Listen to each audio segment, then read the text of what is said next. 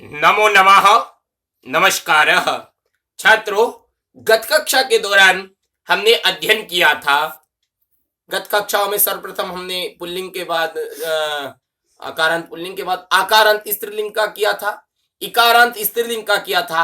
आज की जो कक्षा में हम अध्ययन करने जा रहे हैं वो दीर्घ इकारांत इकारांत स्त्रीलिंग का शब्द रूपों का हम अध्ययन करेंगे।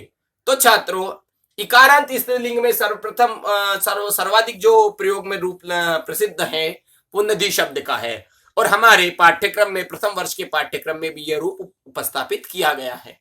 तो ये नदी शब्द का रूप केवल वेद विभूषण के पाठ्यक्रम, वेद भूषण विभूषण के पाठ्यक्रम के अलावा भी अब शास्त्रीय आचार्य पर्यंत और इसके अलावा प्रतियोगी परीक्षाओं में भी इसकी उपादेयता उसी तरह है जिस तरह आज की परीक्षाओं में, आपकी वेद भूषण की परीक्षा में इसकी मुख्यता है। तो इसका रूप यदि आप याद कर लेंगे तो दीर्घ इकारांत के स्त्रीलिंग का जो भी प्रकरण होगा वो संपूर्ण रूप इसी तरह होगा, और ये रूप अक्सर प्रतियोगी परीक्षाओं में पूछे जाते रहे हैं। तो आज ये चलते हैं हम नदी शब्द के लिए। नदी शब्द मूल प्रातिपदिक है नदी। ये तो सप्तम वर्ष तक के छात्रों को ये कक्षाओं का प्रयोजन केवल प्रथम वर्ष के छात्रों के लिए नहीं है। चूंकि हम तकनीक के माध्यम से सब छात्रों से जुड़ते हैं तो सभी छात्र इन रूपों का अभ्यास करें। ये नहीं कि हम प्रथम वर्ष पास कर लिए, द्वितीय वर्ष हम तो सप्तम में आ गए, हम तो षष्टम में आ गए। सभी छात्र इनका अभ्यास करेंगे। तो नदी शब्द है, विभक्तियों को मैं इस तरह से नंबर डाल के लिखूंगा आज को कि स्थानों का अभाव रहता है।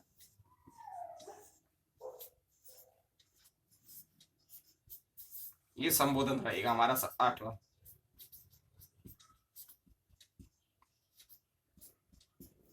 तो छात्रों, अब हम चलते हैं नदी शब्द के लिए। तो सबसे पहले प्रथमा विभक्ति का एक वचन रहेगा नदी, नद्यौ, नदी, नद्यौ और नद्यः। विसर्ग लगेंगे यहां पर। इसको थोड़ा सा और साफ कर देते हैं।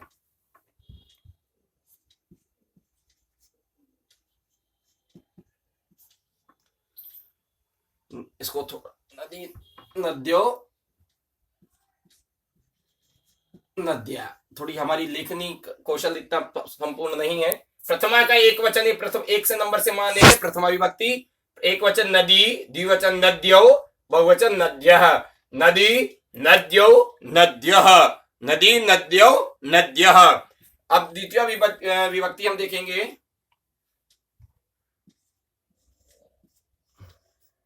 द्वितीय में अम है इसलिए यह नदीम हो जाएगा।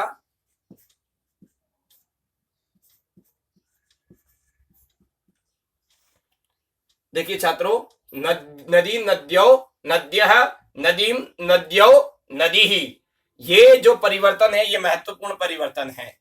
और एक चीज और ध्यान दीजिएगा छात्रों, यहाँ जो इकारांत आ रहा है वो दीर्घ ही आ रहा है, चाहे वो द्विवचन एक वचन का प्रयोग हो, चाहे वो द्विवचन इत्यादि के प्रयोग हो, वहां दीर्घ इकारांत ही अक्सर कर आ रहा है।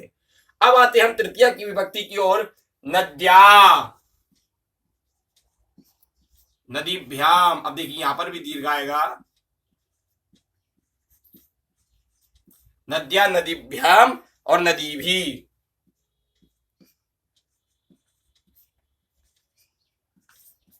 देखिए दीर्घ दी में जो इकार आ रहा है वो प्राय दीर्घ ही आ रहा है।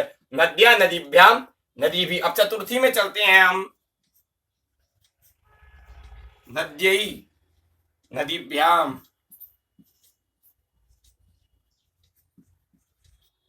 और नदीभ्य।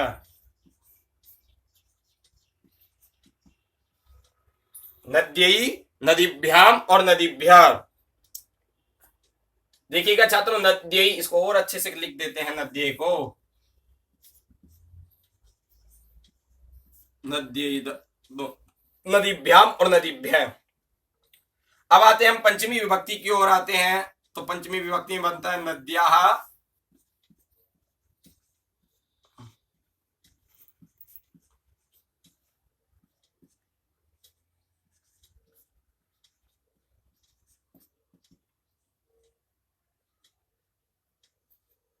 नद्याः, नदीभ्याम और नदीभ्य। इसी प्रकार छात्रों षष्ठी विभक्ति में आते चलते हैं हम। तो बनेगा षष्ठी और पंचमी का एक ही रूप बनता है, प्राय मैंने बताया था। नद्याः, नद्यो, नद्यो बनेगा, और नदी नाम।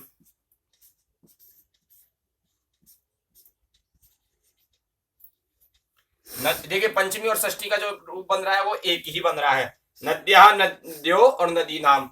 सप्तमी में आ जाते हैं हम। आप इनका यदि सतत अभ्यास रखेंगे तो बिल्कुल ही सरल आपको पड़ेगा। नद्यो है ये, इसको ऐसे सही करिएगा, नद्यो है ये, नद्यो, नद्याम,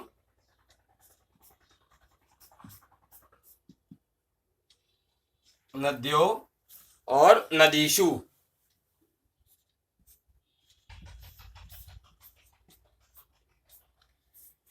अब छात्रों, अब हम संबोधन की ओर चलते हैं। संबोधन में थोड़ी सी भिन्नता है। संबोधन में हे नदी, मैंने आपको एक बात बताई थी छात्रों, मैंने आपको एक बात बताई थी, हे नदी। अभी इस चर्चा करते, एक बार लिख लेते हैं, हे नद्यो।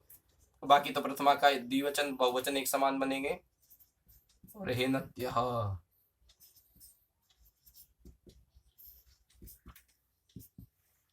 चिन्ह लगाना अनिवार्य है किसी से। देखिए मैंने आपको एक बात बताई थी, महत्वपूर्ण विषय वो भी है कि इकारांत जो दी के ऊपर नदी पूरा शब्द लिखा जा रहा है वह दीर्घ में ही लिखा जा रहा है। देखिए जहां जहां पर भी दी लिखा गया, प्रातिपदिक से शुरू कीजिए, वहां दीर्घ में लिखा गया, जहां पर भी लिखा गया दीर्घ में लिखा गया। नोटिस करने वाला विषय है, दीर्घ में लिखा गया। केवल संबोधन